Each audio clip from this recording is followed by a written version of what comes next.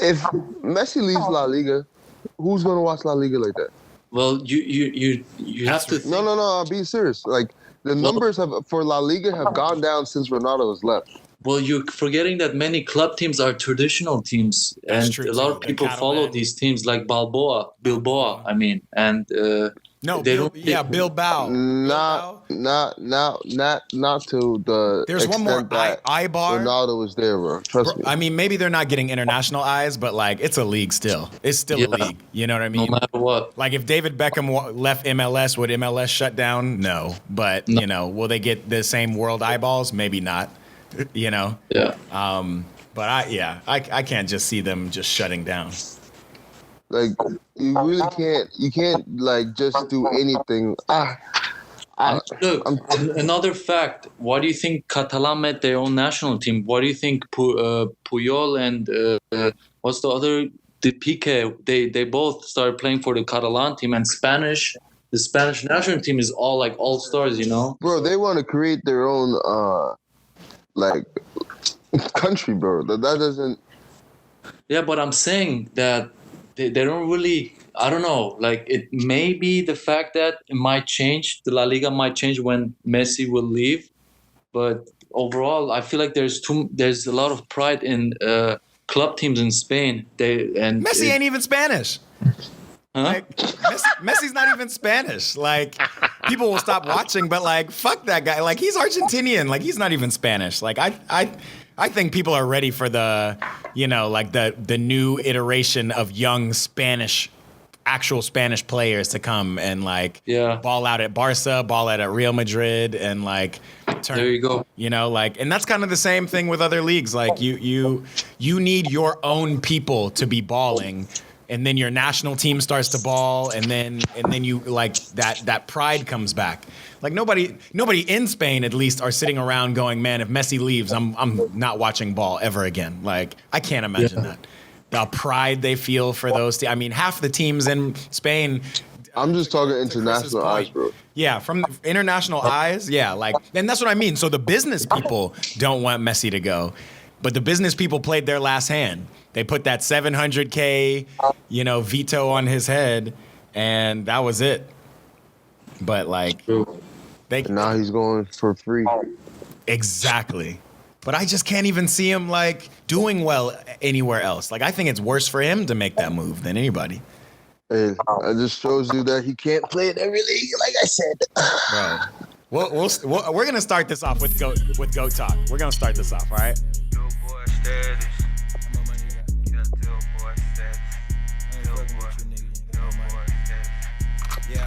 Let the dealer bend the pride, did a 360. Let the dealership, the beamer, did a 360. And then follow day shift, I got me 3 bitches. Zone 3, nigga, yeah, you know the 3. See, back. Welcome. You are now tuned into the Eat, Pray, Ball podcast. Like 360, we back at it again. I'm here with my boys, my Portuguese Ghanaian brother, George Blamo, from New York, New Jersey, Man United supporter. He's in the building. We also got our boy Don Chris. Our boy Chris is back. Armenian brother, AC Milan supporter. This is what we do at Eat, Pray, Ball. We got all the cultures in the building here to talk about our teams. But first, before we talk about anything, let's just pick up from what we started talking about off tape. The GOAT talk. We are back. We are live. It's Cristiano. He has scored 42 goals in 42 games for Juve. Is this man the GOAT? Is this man the GOAT? All capital GOAT. Capital G GOAT. That's bruh. All I'm saying, he made his 2 goals by himself. Dog. I mean, he made his. You talking? He did. He drew the penalties. Don't. Hey! Look, that's a way to score, right? Hey, give me this real quick, because people talk about the. I mean, shit. I remember when I was big upping Pogba, and we'll get to Pogba and Man United fully a little bit later. But I was big upping him years ago for being the leading scorer on United, who ended up finishing top 4. And all people would say to me is, bro, all he was scoring was penalties. All he was scoring was Are penalties not goals? Bro, people be trying to take away. A goal is a goal, okay? A goal is a goal. And And for me, if you're saucing someone up and they foul you in the box and you score that penalty, you earn that goal. You earn the goal. I don't care. I'm totally with people be acting like someone else got fouled. It's him getting fouled majority of the times that he takes the penalties. Yeah. And you actually have to hit the penalties. Bro, you know what I'm saying?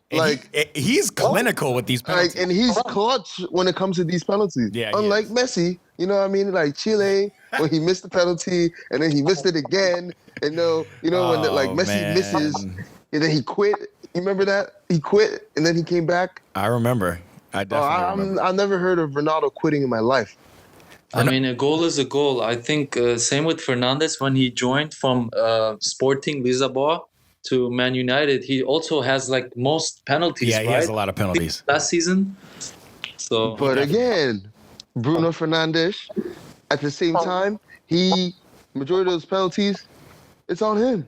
Yeah, he's creating. He's creating something. That's what. Plus, like I don't know any leading scorers or any record goal scorers who just are on teams with people flopping and they just get penalty. Like there's no way you can even get as many penalties as goals Cristiano's has scored. So when anybody gives me the penalty argument, it just doesn't make sense to me.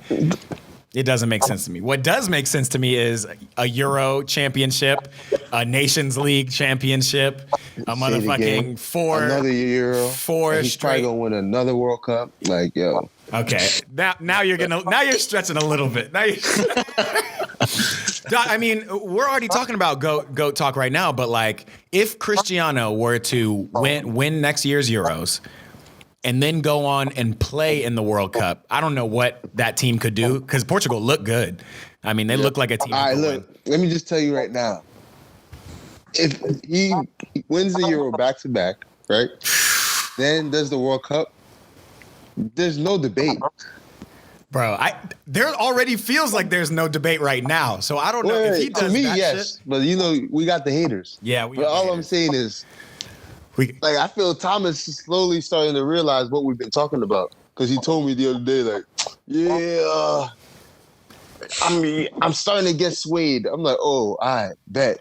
Wow. You finally getting woke. Shout out Thomas Pierce. We wish we were another Arsenal fan categorically missing from this podcast after the game they've had.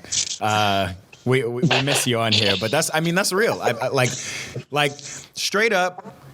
The man just gets goals. Straight up, the man just wants to be the best. The man has had lulls, definitely, but his lulls do not last long. You know, it's like, and it's never him. He's like goes to the coach. He's like, we need to change something up, switch something up. I mean, that Real Madrid run was a dynasty. And people really thought he couldn't live up to that at Madrid, right? But to come in. I mean, yeah, he did. I remember the Ronaldo 9 years. Remember his first year there where Raul was still there? He couldn't wear the 7 shirt. 7, he had to wear the 9. And he just something didn't look right. Like he wasn't hitting free kicks the same way. He wasn't dribbling the same way.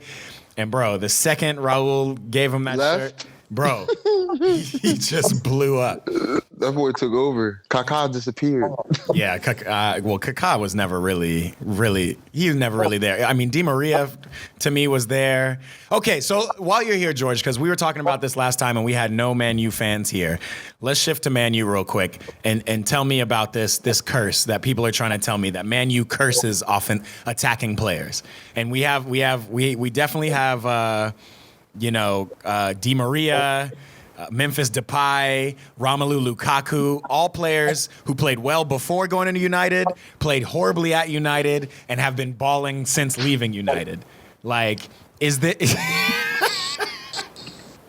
is this something you as a fan could be afraid of?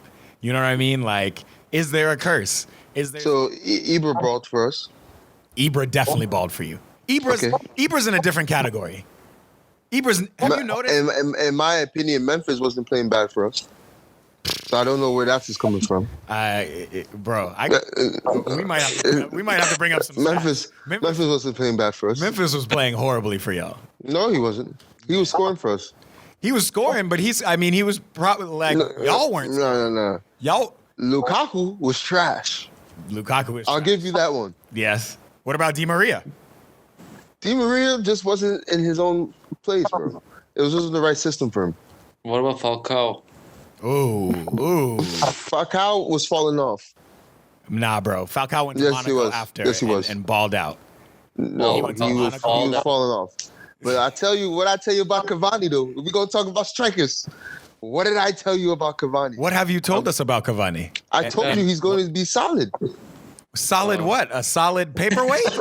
The man scored 2 goals in a comeback, which was great, and hasn't done anything since. Because he hasn't been playing. Bro, so what's the thing they say on the show? The best ability is availability. Why isn't this man playing? He just got a little band. Relax. He's coming back to score goals. I think Ole, honestly, and I don't, I know Ole need to leave. He looked like he's just chilling. Ole, I don't know. I'm not. All right, and then we're gonna go. Carlos Tevez played amazing for us. I don't want to hear that. Carlos Tevez Dimitrov Berbatov played amazing. Carlos Tevez, but Van Nistelrooy played amazing. Yes, those are so I don't know what you guys are talking about. Post Fergie years. I'm sorry. Yes. Can we attack the real problem? The real problem is Alex Ferguson purposely botched the fucking club.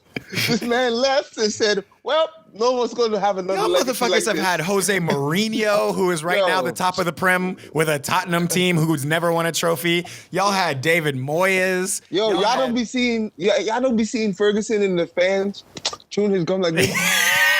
They're just laughing at us the whole fucking time. I'm trying to tell you, son. Like, the way Man U plays now is not the way Man U played when he was the coach. Listen. I want to talk about Arsenal. Let's talk about Arsenal. I know you want to get off Man U. Before we get to Arsenal, let me just give you a fact check, because we fact check on this podcast. Go ahead. Memphis Depay scored 2 goals in 29 matches in 2015 and 16 for United, and 0 goals in 4 matches in 2016-17.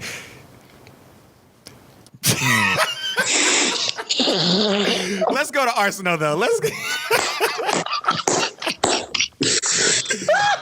I'm just saying. Something needs to happen. Now, I will say Rashford, who came out of the academy, was there during the Fergie years, so I'm not sure if he qualifies. Rashford, that's funny as hell.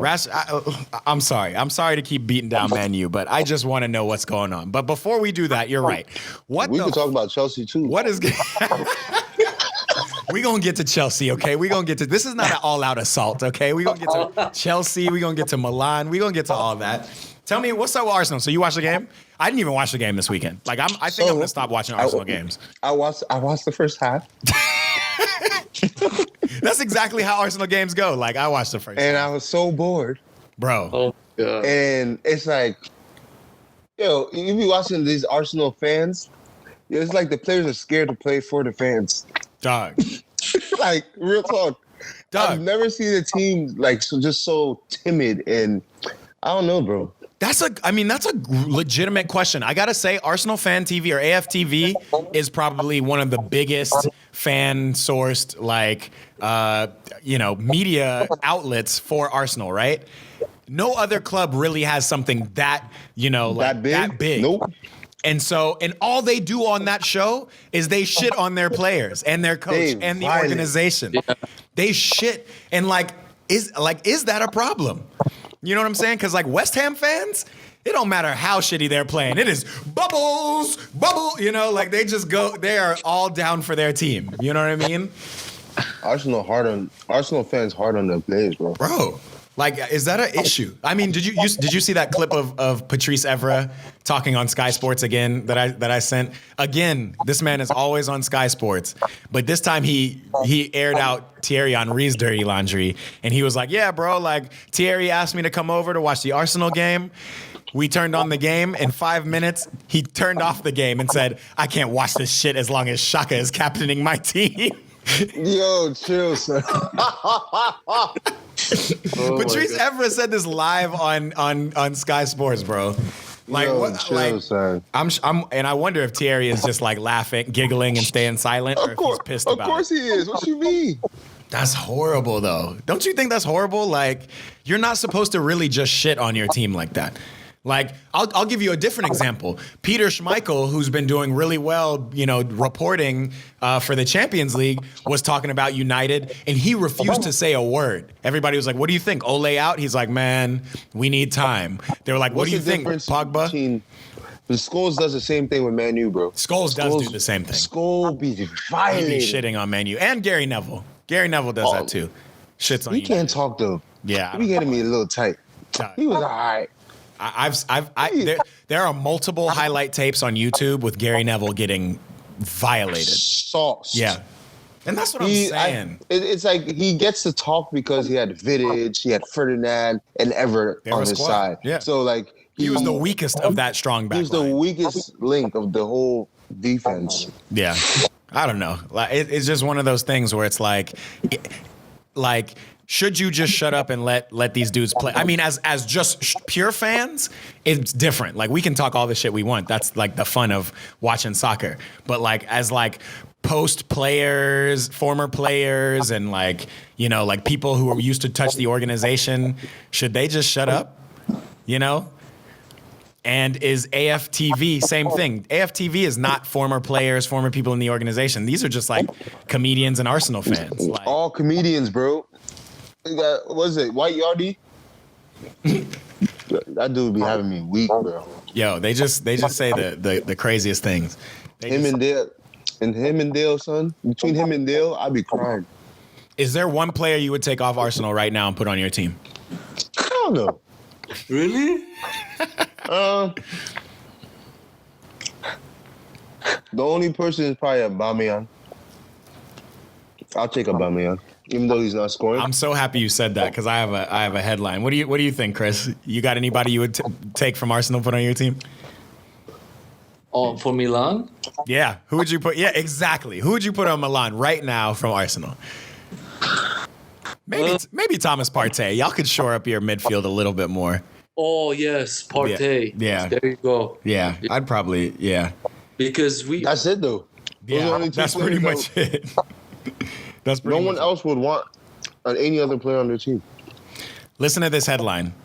Pierre-Emerick Aubameyang has scored more goals against Arsenal than he has for Arsenal at the Emirates. Mm-hmm. This man been there 2 years, dog. This man has been there 2 years. That's crazy. It's the fans, yo. I didn't even know Dortmund played against Arsenal that many times. Yeah, same. That's Bro, I'm trying to tell you, Arsenal's not playing him in his right position, bro.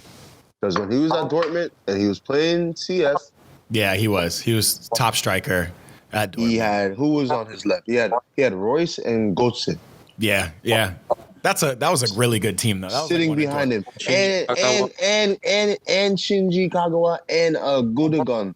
Yeah. Mkhitaryan too. Mkhitaryan did come in the midfield for yeah. Khedira was there too. Bro, what happened to Mkhitaryan? I mean, he's still balling on Roma, isn't he? Or is he falling off? He is. No, he's doing okay. I saw him score some really nice goal, but it's like you're not seeing him consistently. The Armenian wizard. Damn, bro. Mkhitaryan was that guy too. Oh, another United product who just didn't do the best. Like again, didn't do the best at United. Did great at Dortmund. Y'all getting me tight. Why we keep going back to this shit? My bad, bro. It must be the red in y'all's jerseys. Like, since there's no Arsenal fans here, you're the lowest common denominator. Yeah. Nah, son. Chris got enough black stripes in his jerseys for me not to just attack. There you go. Let's talk. Let's talk about Chelsea. Yeah, did y'all watch the Chelsea game? I laughed at y'all. Oh my God. So let me tell you. First of all, we bring in this keeper. You remember the keeper situation with Kepa, who's trash. We bring in this keeper from France. Peter Cech picks him out himself. Like says, no, we got to sign him ASAP. He starts starting. First 6 games, he had 6 clean sheets. Like that's how it was an immediate impact. And the guy has been good for us ever since. Yeah. And it just so happened this game he got hit. Like he went out for a ball, very commanding. He's like 6'5", and his wingspan is even longer. He comes out for a ball, he gets hit. And honestly, he just looked shook. He looked shook for the rest of the game, and that's how they scored. I mean, straight up, they kicked some long ball. Calvert-Lewin got his head on it, flicked it over our defense, and then got one more touch on it before Mendy came and cleared his clock. and they got that lame ass penalty. That's fine, bro. They can have it. That's what we gonna call it. And listen, I know for a fact that I still have upwards of $300, upwards of $400 on the line for my claim at the beginning of this season. Yeah. That Everton would not go place higher than 8th in the Prem. Right now, they are 7th in the Prem. They are not getting higher than this, bro. We are the only team they're gonna squeak by and beat like that. I'm telling you. And I'm not even mad at Chelsea because, like, I do think we played. We got some people who are hurt. I think we played some people unnecessary. Like Giroud started, and you know I love Giroud. Huh? You know I love Giroud. Giroud is not Giroud. I've said this. Giroud is not somebody I would play for consistency. I'm not playing Giroud. But you said he's a great striker to get 20 goals a season. I'm playing Giroud. You said he's a great striker. He is a great striker. Trash. He is a great striker. He's good to come off the bench, not to start. Trash. I don't know why we're not starting Tammy at this point, but maybe because Giroud scored 4 Champions League goals last week. And then another one another one last weekend. But yes, then we bring him in. He does 0.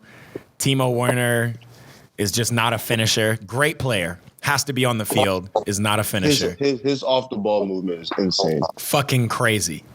If he could just couple that with something, I don't know. Christian Pulisic is a piece of paper right now. Like, touch him and he just, hamstring, 3 weeks. Toe injury, 4 more weeks. Ankle. So I got to keep a close watch on him. And then I mean, hey, he's collecting pounds. Yeah, he's catching hella bread. Hakeem Ziyech is balling, but it got cut short. He came into Chelsea how everybody thought Mahrez was going to come into City, I think. And they have that, and I guess I just blend them together because they have that same look. They have that same kind of left-footed play where they kind of cut in on their left foot, and it's crazy. I would take Ziyech over Mahrez. I would definitely take Ziyech over Mahrez, and I would, and let me answer the question I asked you guys. As far as an Arsenal player, I would take Ozil on Chelsea because that's the one thing I think we're missing. Kai Havertz is a good player, but he's young. Ozil is that creative midfielder we need that when we are down 1-0 or we're struggling to get back because we didn't start right, we need that guy to float around and break plays down and pass through balls. So that's I wish an Arsenal fan was here, all the shit they talk about Ozil, so they know, like, that's 100% who I would take from Arsenal. My thing is, like, I kind of wish that happens. Dog. So 100%. So then Arsenal fans can realize Ozil is actually still a baller. Because I want him to leave. I want him to leave so people will recognize that. And that's what I'm saying. And that's what Ozil is dumb nice, bro. Ozil's good. And I'm sure like we've talked about this before. Like he does his he's made his decisions and people don't fuck with it. And like we said, the Arsenal fan base is hella critical and has such a loud voice that everybody can hear it. But shit, the club wants me to take a pay cut because of COVID. Everybody else is taking a pay cut, but the club ain't taking a fucking pay cut. I'm not going to take a pay cut. It's not in my contract to take a pay cut. And I'm sure he got pissed everybody off when he paid Gunnar Soros' salary and all that shit. But I don't know, bro. The man is nice. No, that's what happens when you play for Real. Motherfuckers just hate you. Play for Real and under Mourinho too. Like that's the thing I think is tough. Like he won La Liga trophies, bro. He won La Liga trophies, and he should have won a Champions League trophy, but he had some coaching issues, and then Ancelotti came in and sewed that team up. Yep. Yeah, that shit. I thought that wasn't fair to Jose, in my head. Why? Because it's like Jose could have stayed one more year and won that. He could have definitely stayed one more year. I gotta say, the best Real Madrid during that era that I ever saw was not Ancelotti's Madrid. It was not Zidane's Madrid. It was, how many years did Jose have? 3 years? Or did he have 2? I hope you're not going to say fucking Rafa Benitez. It was bro. not Benitez, bro. I was about to be like, yo, I'm hopping off this car. It must have been Jose's first year, right after Benitez. Oh, I was about to say, yo, dog, don't say nothing stupid on this shit. I gotta find it, and I might be wrong. I think it's 2012. I remember because I remember the jerseys. It was the year they were wearing the white strip with the gold trim, and the fucking collar. They did not win the Champions League that year, but they won La Liga, and they were balling. It was the same year Bale ran past Mark Barch. Actually, maybe that wasn't that year, but yo, Bale OD'd. He did. We got to talk about Bale. We got to talk about Bale too, because I'm not sure. Bale is balling right now. Bro, I see highlights, but Bale's not touching the field enough to be balling. Yeah. You know what I mean? Like I see him doing well, and like when he comes on, like I saw some highlight of him getting out of a tight spot in the corner, but he's not scoring goals, and he's nowhere near Son. He's like nowhere near Harry Kane or Son. Son's the best player on that team. Exactly. But if Bale was back at his best, wouldn't Tottenham be crazy with Bale, Son, and Kane? Plus Ndombele and all the the defense they have? Like shit. What's wrong with Bale? Is it his speed? Honestly, I think he just holds on to the ball too much. Yes.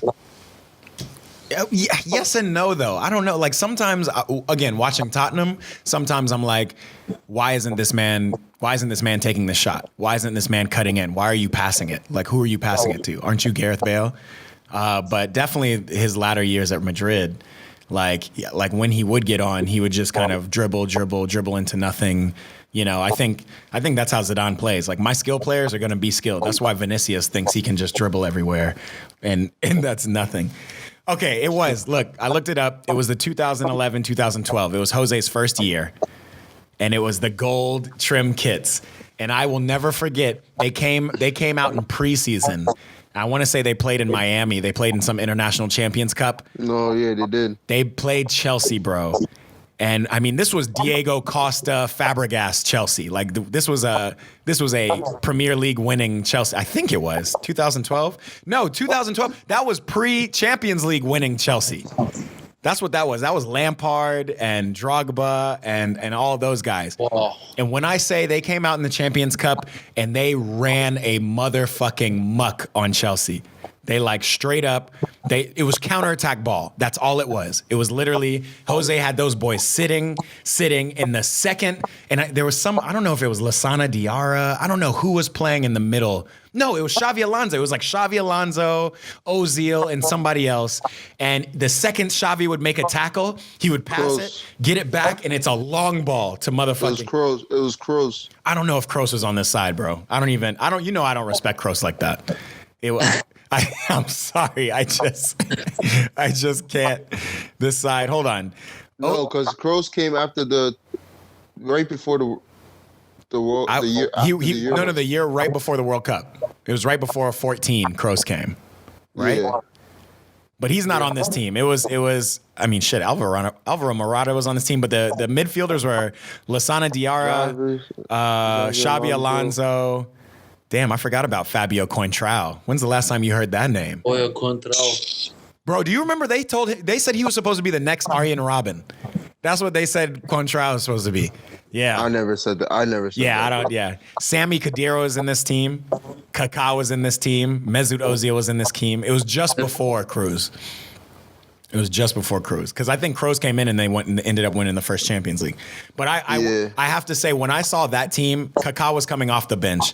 But when I saw that team and the way they counterattacked, that was the scariest team I ever seen in my life. And it was crazy that they ended up, I think they lost to Juve, to be honest. I think they dropped out to Juve in the Champions League. I can't remember. But yeah, that was a squad. Yeah, because was it Juve? It was like Juve, Barcelona, Bayern final? or Juve? Yeah, Juve or Barcelona. No, Barcelona didn't win again until 2015 with the MSN squad. Damn, the MSN squad. So it must have been Bayern? It must have been Bayern, 2012. Bro, we fact checking all day. We fact checking on here. 2011, 2012. I think that was Bayern. I think it was Bayern and Dortmund, 2011, 2012. After Bayern won the Champions League against Dortmund, Kroos went to Real. That makes sense. Yeah. Yeah. Jose could have really got one with Dortmund watched us that year too. Yeah. On straight counters. You guys played against Dortmund? In the semifinal. This is him as Real Madrid, not Man United. Man United. Nah, because both Barcelona lost and Real Madrid lost. Real Madrid lost, and everybody was waiting for like a Barca Real final, like a Clasico final. No one really wanted the German final. Yeah, no one wanted it, but I mean, I think that Bayern team needs respect too. And that's when what's his face, bro? Hold up, Klopp was on Dortmund, bro. Don't forget that. Yeah.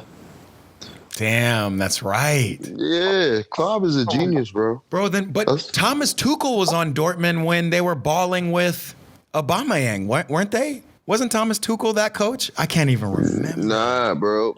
Klopp was the coach for Aubameyang. Okay. With Klopp, you had Lewandowski, Royce, Blaszczykowski. Yes. Crazy left back runner. I forgot about Blaszczykowski, bro. Blaszczykowski up and down. Royce. He was up and down that wing, bro. Where was Lichtsteiner? Was Lichtsteiner on a team? No, Juventus.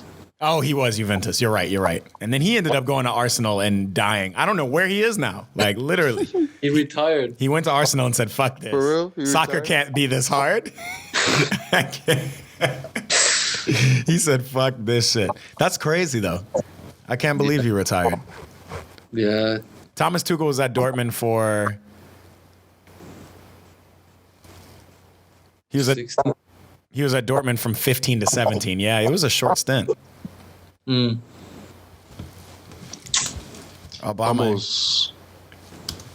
was on that squad too. Oh yeah, Hummels was on that squad. Hummels is like incestuous as fuck though. He keeps bouncing back between Dortmund and Bayern and Dortmund. Nah, it's because Bayern basically owns Dortmund, low key.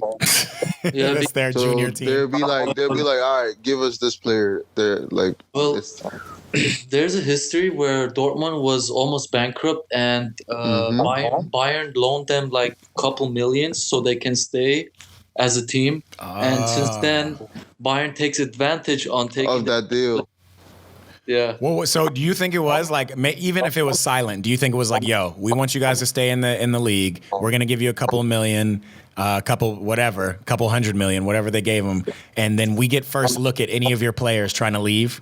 Like, is that what it? Like is?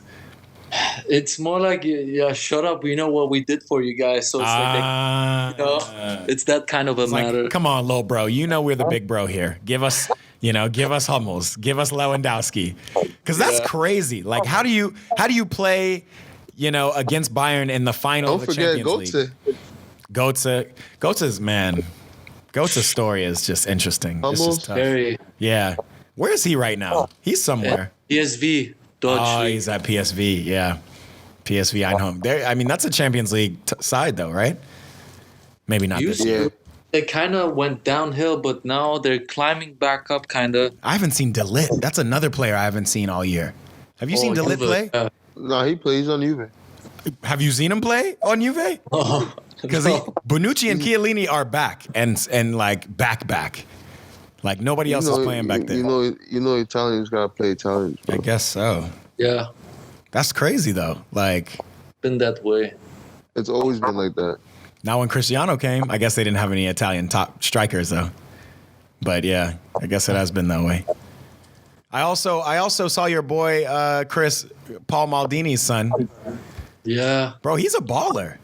He is, yeah. Where does he play? Like, he's like a midfielder, but he can play on the wing. He can play defense.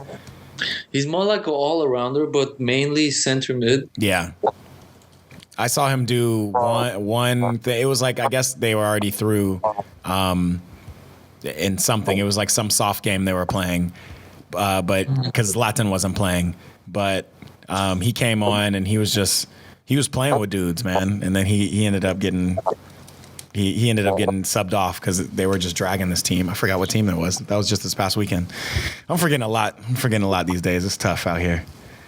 Yeah, but I like the fact that we're taking the blurry players out of the main teams, especially from Man U, the right back Dalot. Yes, Dallot, right? Yeah, and I hope we're gonna fully purchase him in the January transfer window. Same as Brahim Diaz as a loan as well from Real. Yeah. So I think Maldini is doing a really smart move without paying as much. And these are youngsters too, so we're just going from there. You guys kind of look like Chelsea a little bit. We had a spending spree. We had a spending spree last year, but I mean, you guys are like this young core and like 3 like key players away from just like making some real noise. Donnarumma is Donnarumma. Donnarumma is going to be the next Gigi. I already know. Like, even though it's been tough for Milan, like all he needs is to start winning stuff, and then suddenly he's up. You have another dude. Who's the guy with the bleached hair on the right side? Oh, left back. That's Theo Hernandez. He has a brother that plays for Bayern. Oh, no. Yeah. Both are Bayern products, and he's my favorite one right now because you saw he scored 2 goals, and then at the very last minute, he just never gives up. And him and Ibrahimovic have this fearlessness that just make this team become more solid and confident each game. Every game. Ibra does have that calming thing. Yeah. Ibra has that like, I'm not going to run. It's fine. I'm going to take a really good touch or do one thing to let y'all remember, like, I'm the greatest. And then, you know, the rest of the team is just young boys who just hustle all day. There's another dude I'm talking about, though. He plays like right wing. That's not Theo Hernandez. Samu Castillejo from Castillejo. Yes. That dude can ball. That dude can ball, bro. I don't know, like, he's very fragile, Matt. He's a big question mark. Like, sometimes he's good finish. He's getting his finishes now, but before, the shots were always over the crossbar. Like, what are you doing? Like, either run, cross the ball, pass. That's yeah. He doesn't cross. But what I do see him do the most is like he dribbles fearlessly. Like he'll just chase the ball and he'll keep sprinting, and somebody will really be running next to him. He doesn't give a fuck. I'll keep dribbling, keep sprinting. I fuck with that. I fuck with that heavy. Did y'all see that headline? First of all, we got to go all the way back to Champions League. What's the PSG Champions League? Oh yeah, where Buddy, let's just talk. I've been wanting to talk with a bunch of folks about that, but like, I have to put it on tape. I have to put it on this podcast. Basically, this is what I saw, and y'all tell me if y'all saw anything different. But basically, here I'll go from the beginning. That game was chippy as hell. It was like the 7th minute by this time, and it was PSG was playing who? Marseille? No, not Marseille. The Turkish team. Basaksehir. Yeah, Basaksehir, exactly. And where our boy, former Chelsea player Demba Ba plays now. Demba Ba, yeah. Basically, the players on Basaksehir were like going ham, getting tackles in. Then Kimpembe comes with like a scissor tackle on one of the Basaksehir players. It was a crazy tackle. I'm not gonna lie. I don't think it was even worth a card, but because he got ball, but like he came in like literally slid sideways, scissored it, and it was just fucking crazy. And then, obviously everybody on the bench is yelling, "What the fuck? What the fuck?" And then the 4th official says something like, "Oh, it was the black player over here," or who knows? I don't remember the context of it at all. I just think remember that black one. The black guy or the black one right there, right? I'm not sure if it was the main ref, but he was Romanian, and in Romanian you're allowed to use the N-word in that formal manner. Like it's not even considered, degrading word in their language. This is where everybody started freaking out. And so that is the one thing. First of all, I heard it's not even the N-word. I heard he said negru, which is like negro, which is black. I don't know if there is an N-word in Romanian. I don't know how many black Romanians there are. So that's a part of this podcast. We might have to like branch out and find some Romanians to give us some. I got Dragos. Okay, yeah. That's right. We got to get Dragos to give us an understanding of that a little bit. But straight up, black, like, straight up, what happens next is the assistant coach of Basaksehir hears him. He runs up to the fourth official. Why are you saying negro? Why are you saying negro? What's up? Why we got to be that black player? What's happening? And then obviously a crowd forms. And then I see Demba Ba go over, coming off the bench. He's on the bench. He's not even a part of the play. He comes over to all the refs and basically all the PSG players and his own players. And he's like, bro. And I heard him, and they have it on tape. He straight up goes, listen, I understand all of what you're saying. I understand that this might just have been how you describe him, whatever. But why are you describing him as that black player when you're not describing him as that white player or him as that, whatever player? Like, why is it that black guy? That's all I'm trying to say. And so it seemed like they were getting pushback even to that point, to the point where Demba Ba was sitting up here and he was like, you know what, fuck this, we don't want to play. And then Neymar goes up and he's like, y'all don't want to play? All right, we're not going to play. Because like that's kind of the thing they're trying to show. Like it's not even about what you're saying, what you meant to say. It's about somebody being hurt or feeling some type of way by what you're saying and your reaction towards that, which was diminishing, right? Like, which is, it's not so fucking bad. In Romanian, we say this word. It's not what it means in here. I get that. But like, bro, I just walked up to you and said, I don't fuck with that. Like, I don't, and again, I don't know if there was an apology. I don't know if like any of that transpired. And I don't know what happened after it. All I know is the players decided we're not fucking playing. We'll play this tomorrow. And they brought in a full new ref staff. Even the VAR people were a new staff. They said, fuck this. We need to get them out. You know what I mean? But nothing post-game was concluded. What happened to those refs or that main ref that called him that way? I didn't hear anything. I haven't even heard like any update with where that ref is. If he was that story went cold. That story went real cold, real quick. But we are here. Luckily, we are here to revive that story. Yeah, you better. We better record that first and last name of that ref. It better be investigated. Yeah, I guess so. And I guess and so let me couple this with something else, which is a lot more muddy in my opinion. In this one, it seems pretty cut and dry. You said something. If you didn't mean to say it, you realize that somebody's offended by what you said. You say, all right, my bad. Like that's not what I meant, even recuse yourself. I think they were trying to say, hey, come back out. We're not even going to have this fourth official here. We're going to push him in the VAR room and we'll pull somebody else out. I think they tried to say that, but at that point, tempers were just flaring a little bit too much. But I'm thinking like Cavani. We talked about this a couple weeks ago. Cavani scores those 2 goals, brings his team back. Everything's great. He's looking like a great player. Somebody comments on his shit on Instagram like, yo, Cavani, the god, like you did it again. And it was like his homeboy is a black player. And he was like, all right, appreciate it, negrito. You know what I mean? Again, like very cute in his language, very like, I mean, obviously even the way he said it, like, oh, appreciate it, like appreciate it, my G. You know what I mean? Like I get it, but there was a firestorm around it. I mean, you can even ask Diego tonight because I know that in Uruguay and in Argentina, there's not a big black community and they're not even recognized as a population there. And this is why they don't even have this sensibility on that word itself. So for them, it's not a big matter. Exactly. Yeah. And it makes sense. And I mean, to me again, like if Cavani was right here and he was like negrito or, negro, que pasa, whatever. Like I see that on the soccer field all the time. But the second people start kind of tripping about it, does that make it a thing? Like, because Cavani ended up apologizing. Yo, this is not how I speak in my language.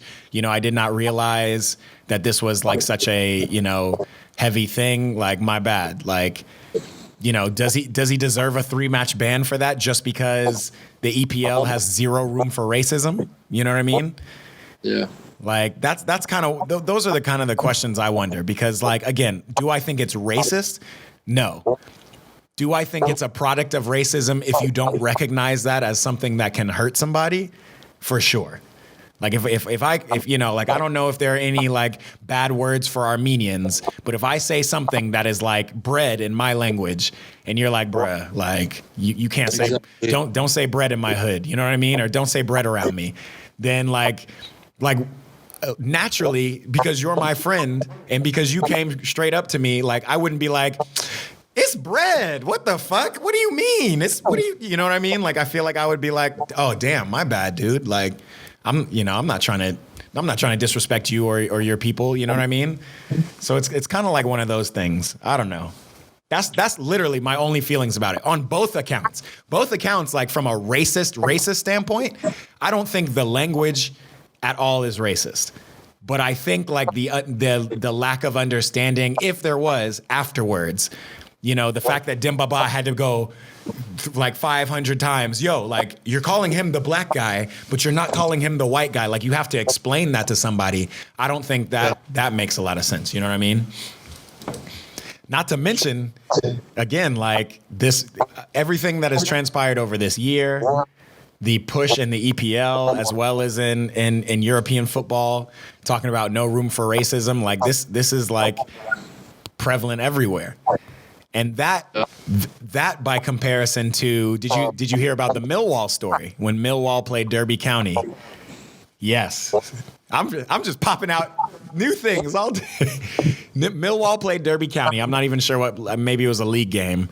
And Wayne Rooney had to come out with a statement because the Millwall fans that, you know, they've started to allow people back in the stands a little bit.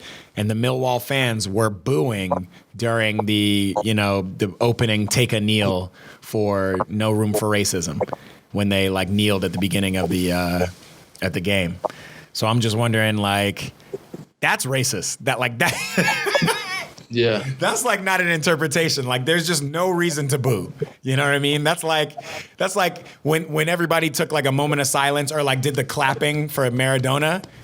That's like if people just started booing. Like how crazy would that be? Right?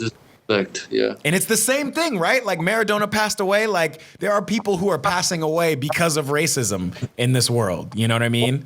And for people to just be like, boo, like fuck this shit. Like I think that's crazy. But all right, that's the rant I wanted to go on a little bit. Like I just wanted to kind of clarify, I guess, my own thoughts about it and bounce that off. It just seems crazy to me.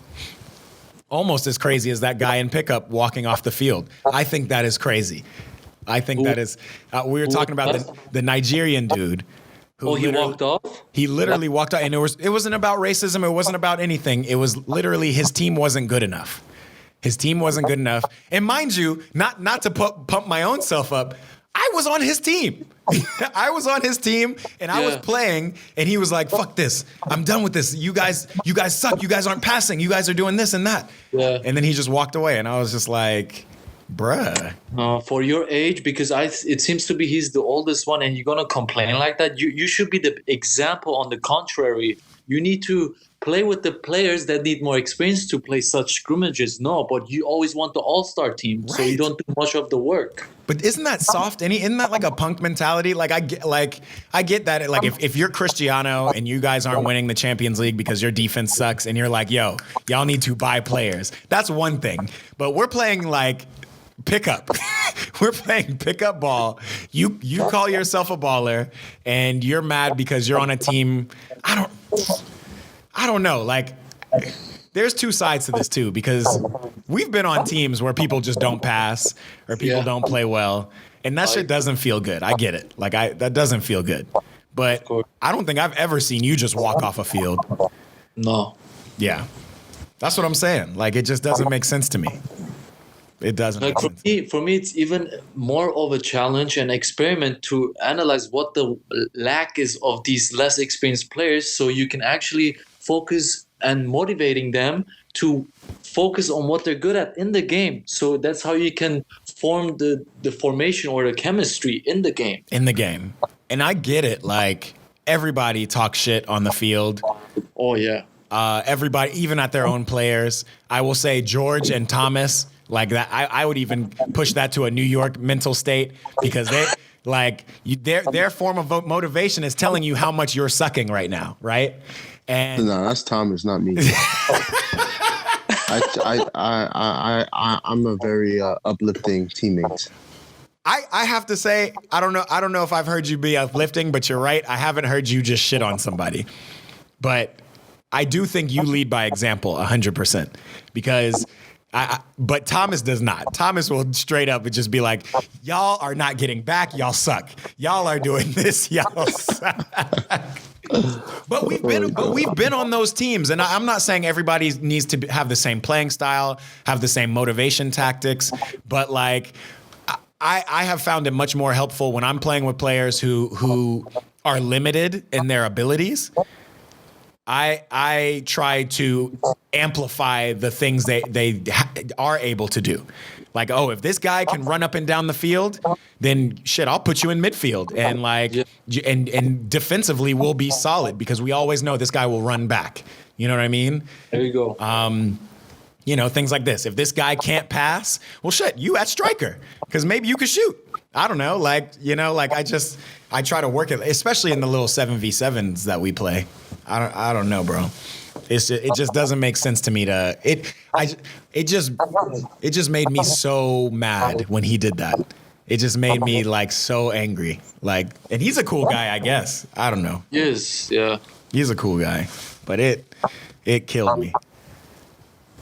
It's Nigerian, you know. So it's that Nigerian stuff, man. You just gotta deal with it. You just gotta do it.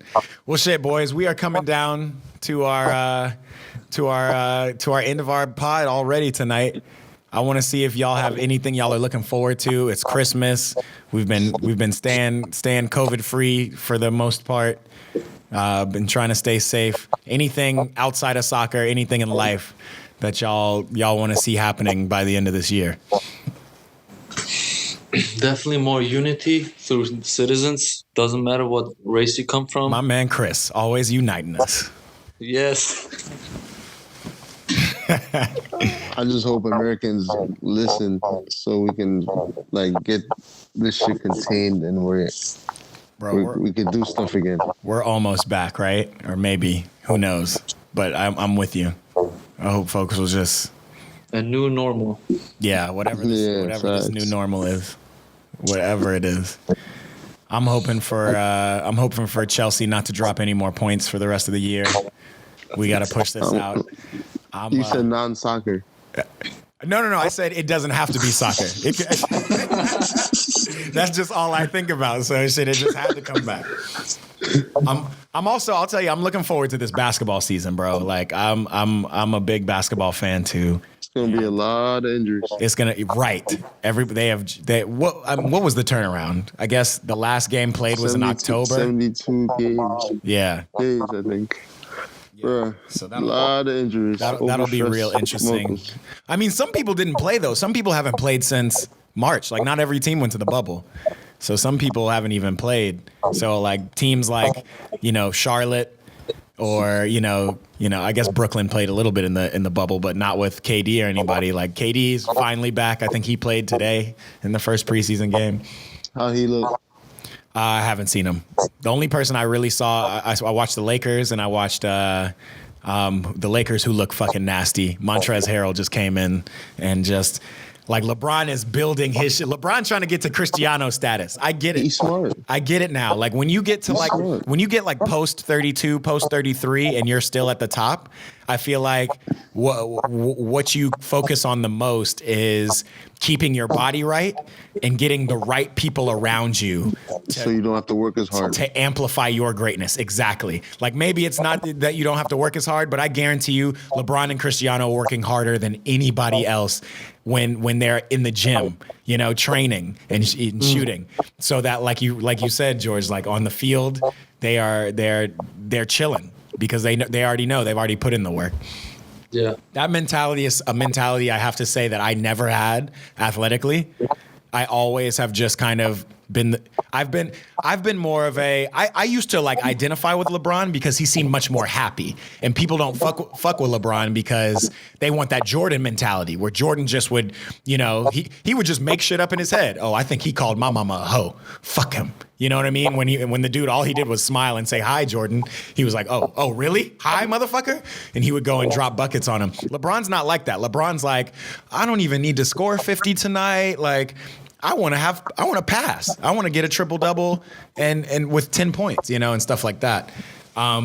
Cristiano's a bit different. Cristiano's got like a Jordan mentality with he's with a different breed work ethic. Like he's just, I'm here to score goals. I'm not doing anything else. He came to Juve, he started doing a couple more step overs, but he seemed like he was just done with that shit. So yeah, we started this talk with the GOAT. We're ending with GOAT talk. I'm excited. I'm excited to see Cristiano in the Euros. I'm excited to see Cristiano come to Chelsea for his last year before retirement. No, I'm just playing. That would be fucking crazy though. But I'm also excited to see LeBron. I'm excited to see if this man can really get 2 more titles and catch Jordan. That would be crazy. Anyway, boys, I appreciate y'all talking with me. Thanks. Always a pleasure. Another round. I will see you guys in a little bit. We about to get it going on the field. Thanks. All right. Everybody wear a certain color. Everybody wear black or some shit. All right. I'm wearing black. You wear black? Chris, let's make it happen.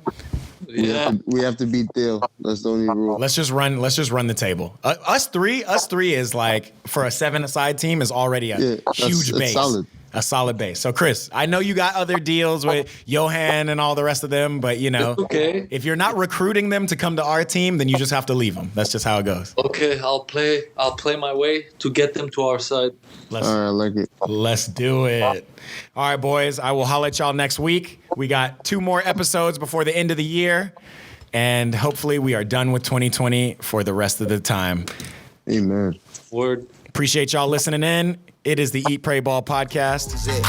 We out. Bitch, I'm not with all that. I got chills for days and I got wills for weeks. I bring out the fleet and it bring out the freak. It's a block party, they done blocked off half the street. She's a big booty bitch showing ass and cheeks.